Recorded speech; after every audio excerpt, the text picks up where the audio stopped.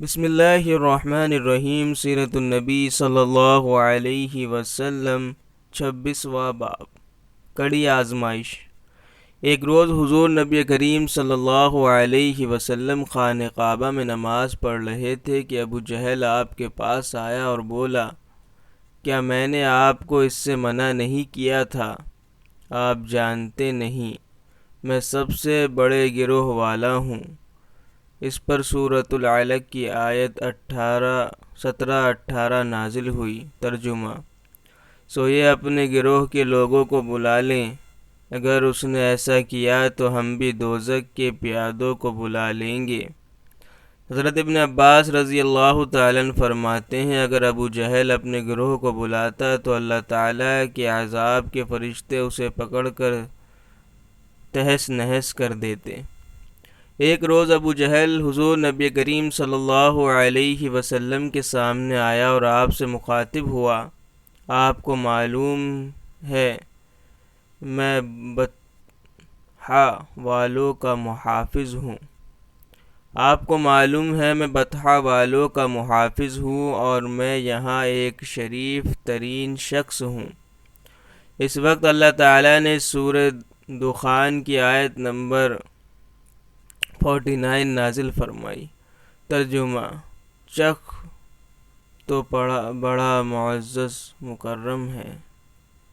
آیت کا یہ جملہ دوزخ کے فرشتے ابو جہل کو ڈالتے وقت پھٹکارتے ہوئے کہے گا۔ ابو لہب بھی حضور اکرم صلی اللہ علیہ وسلم کی ایذا رسانی میں آگے تھا۔ نبی کریم صلی اللہ علیہ وسلم کی تبلیغ میں رکاوٹیں ڈالتا تھا۔ آپ صلی اللہ علیہ وسلم کو برا بھلا کہتا تھا۔ اس کی بیوی ام جمیل بھی اس کے ساتھ شامل تھی اور جنگل سے کانٹے دار لکڑیاں کاٹ کر لاتی اور نبی کریم صلی اللہ علیہ وسلم کے راستے میں بچھاتی۔ اس پر اللہ تعالیٰ نے سورۃ اللہب نازل فرمائی۔ اس میں ابو لہب کے ساتھ اس کی بیوی کو بھی عذاب کی خبر دی گئی۔ وہ غصے میں آگ بگولا ہو گئی، پتھر ہاتھ میں لیے آپ صلی اللہ علیہ وسلم کی طرف بڑھی۔ اس وقت آپ صلی اللہ علیہ وسلم کے ساتھ ابو بکر صدیق رضی اللہ تعالی عنہ تھے۔ انہوں نے ابو لہب کی بیوی کو آتے دیکھا تو فرمایا، اللہ کے رسول، یہ عورت بہت زبان دراز ہے، اگر آپ یہاں ٹھہرے تو اس کی بد زبانی سے آپ کو تکلیف پہنچے گی۔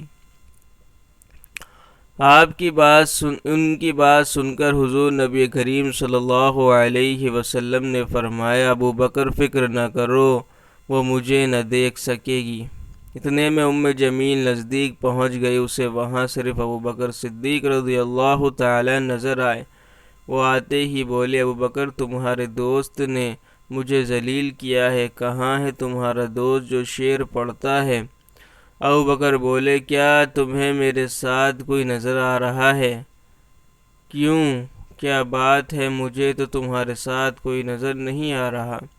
انہوں نے پوچھا، تم ان کے ساتھ کیا کرنا چاہتی ہو؟ جواب میں اس نے کہا، میں یہ پتھر اس کے منہ پر مارنا چاہتی ہوں۔ اس نے میری شان میں نازیبا شعر کہے ہیں۔ وہ سورۃ اللہب کی آیات کو شعر سمجھ رہی تھی۔ اس پر انہوں نے کہا، نہیں، اللہ کی قسم، وہ شاعر نہیں ہیں، وہ تو شعر کہنا جانتے ہی نہیں، نہ انہوں نے تمہیں ذلیل کیا ہے۔ یہ سن کر وہ واپس لوٹ گئی۔ بعد میں ابوبکر صدیق رضی اللہ تعالیٰ نے آپ صلی اللہ علیہ وسلم سے پوچھا، اے اللہ کے رسول، وہ آپ کو دیکھ کیوں نہیں سکی؟ آپ نے ارشاد فرمایا، ایک فرشتے نے مجھے اپنے پروں میں چھپا لیا تھا۔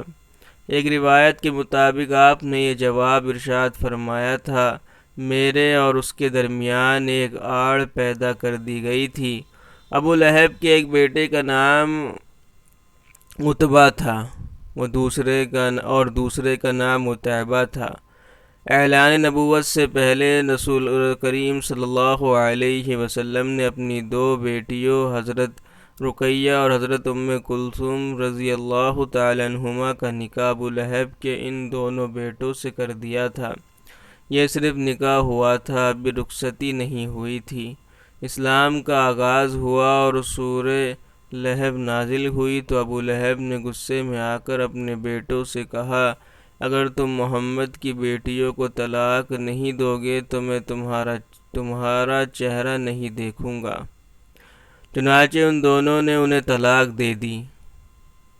دیکھا جائے تو آپ صلی اللہ علیہ وسلم کی بیٹیوں کے لیے اس میں حکمت تھی، گویا اللہ تعالیٰ نے چاہا کہ یہ پاک صاحب زادیاں عتبہ اور عتیبہ کے ہاں نہ جائیں۔ یہ رشتہ اسلامی دشمنی کی بنیاد پر ختم کیا گیا، یعنی آپ دونوں چونکہ نبی کریم صلی اللہ علیہ وسلم کی صاحبزادیاں تھیں، اس لیے یہ قدم اٹھایا گیا۔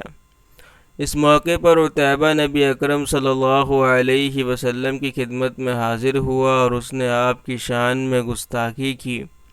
آپ صاحبزادیوں کی وجہ سے پہلے ہی غمگین تھے۔ ان حالات میں آپ نے ان کے حق میں بد دعا فرمائی، اے اللہ اس پر اپنے کتوں میں سے ایک کتا مسلط فرما دے۔ عتیبہ یہ بد دعا سن کر وہاں سے لوٹ آیا۔ اس نے اپنے باپ ابو لہب کو سارا حال سنایا۔ اس کے بعد دونوں باپ بیٹا ایک قافلے کے ساتھ ملک شام کی طرف روانہ ہو گئے۔ راستے میں یہ لوگ ایک جگہ ٹھہرے، وہاں قریب ہی ایک راہب کی عبادت گاہ تھی۔ راہب ان کے پاس آیا، اس نے انہیں بتایا اس علاقے میں جنگلی درندے رہتے ہیں۔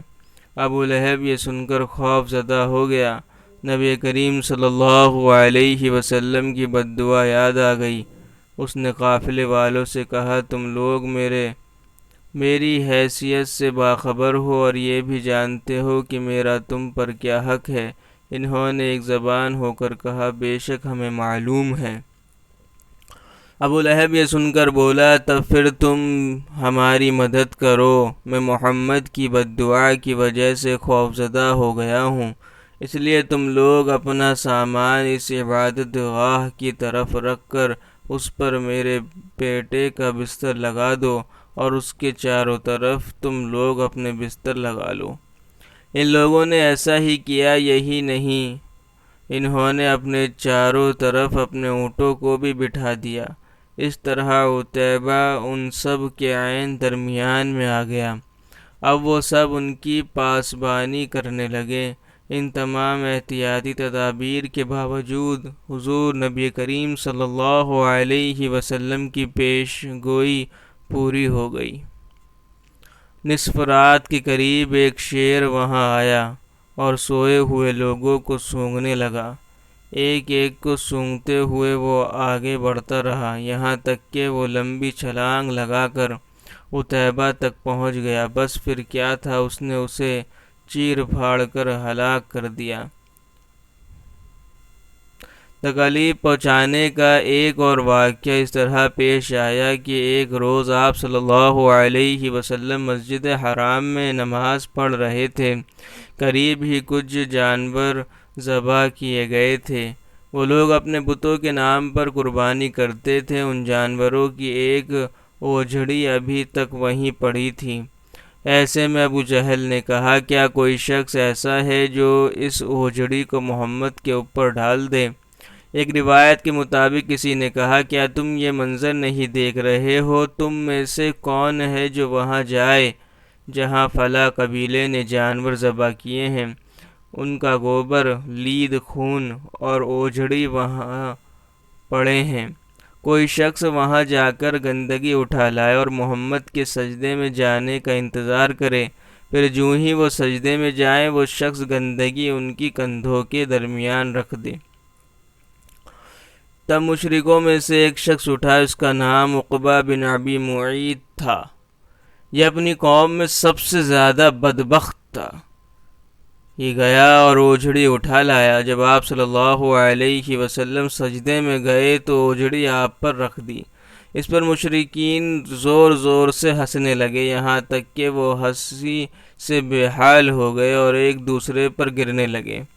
ایسے میں کسی نے حضرت فاطمہ زہرا رضی اللہ تعالی عنہا کو یہ بات بتا دی۔ وہ روتی ہوئی حرم میں آئیں۔ نبی کریم صلی اللہ علیہ وسلم اسی طرح سجدے میں تھے اور اوجھڑی آپ کے کندھوں پر تھی۔ حضرت سیدہ فاطمہ رضی اللہ تعالی عنہا نے اوجھڑی کو آپ پر سے ہٹایا۔ اس کے بعد آپ سجدے سے اٹھے اور نماز کی حالت میں کھڑے ہو گئے۔ نماز سے فارغ ہو کر آپ صلی اللہ علیہ وسلم نے ان لوگوں کے حق میں بد دعا فرمائی: اے اللہ تو قریش کو ضرور سزا دے، اے اللہ تو قریش کو ضرور سزا دے، اے اللہ تو قریش کو ضرور سزا دے۔ قریش جو مارے ہنسی کے لوٹ پوٹ ہو رہے تھے، یہ بد دعا سنتے ہی ان کی ہنسی کافور ہو گئی۔ اس بد دعا کی وجہ سے وہ دہشت زدہ ہو گئے۔ اس کے بعد آپ نے نام لے لے کر بھی بد دعا فرمائی: اے اللہ تو عمرو بن ہشام کو سزا دے، یعنی ابو جہل، عقبہ بن ابی معیط اور امیہ بن خلف کو سزا دے۔ حضرت عبداللہ بن مسعود رضی اللہ تعالیٰ عنہ کہتے ہیں: اللہ کی قسم، آپ صلی اللہ علیہ وسلم نے جن جن قریشیوں کا نام لیا تھا، میں نے انہیں غزوہ بدر میں خاک و خون میں لتھڑا ہوا دیکھا اور پھر ان کی لاشوں کو ایک گھڑے میں پھینک دیا گیا۔ اسی طرح کا ایک واقعہ حضرت عثمان غنی رضی اللہ تعالیٰ نے اس طرح بیان فرمایا: ایک روز نبی کریم صلی اللہ علیہ وسلم طواف فرما رہے تھے۔ اس وقت آپ کا ہاتھ حضرت ابوبکر رضی اللہ تعالیٰ عنہ کے ہاتھ میں تھا۔ حجر اسود کے پاس 3 آدمی بیٹھے تھے۔ جب آپ حجر اسود کے پاس سے گزرے اور ان کے قریب پہنچے تو ان تینوں نے آپ کی ذات برکات پر چند جملے کسے۔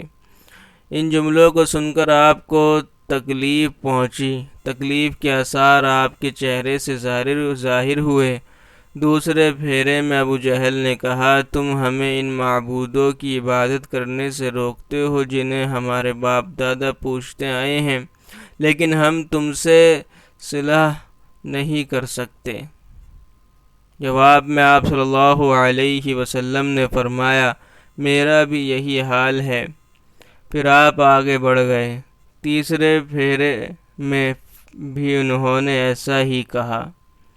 پھر چوتھے پھیرے میں یہ تینوں ایک دم آپ کی طرف جھپٹے۔